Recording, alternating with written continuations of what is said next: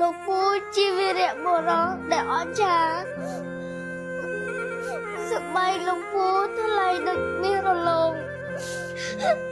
ជាងលោកពូក្រហមភ្លឺដូចបាច់ជីវិតលោកពូបូជាជូនជាធំធេង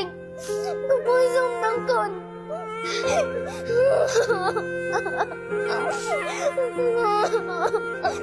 លោកពូជាវីរៈបុរសដែលអស្ចារ្យ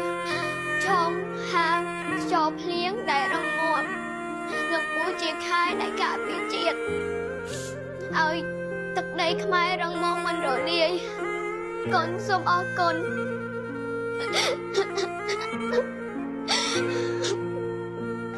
លោកពូបានបោះបង់ក្តីសុខផ្ទាល់ខ្លួនដើម្បី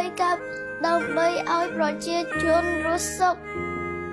បោះបង់ការកេងស្រួលនិងគ្រួសារ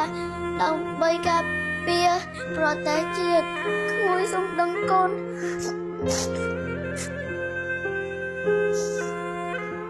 ពេលព្រះអាទិត្យរះនៅលើដំបូលសាលាលោកពូឈររះនៅព្រំដែនពេលកណ្ដឹងសាលារលលោកពូដាក់ជីវិតជាខែការពារជាតិគុណសូមដឹងគុណលោកពូ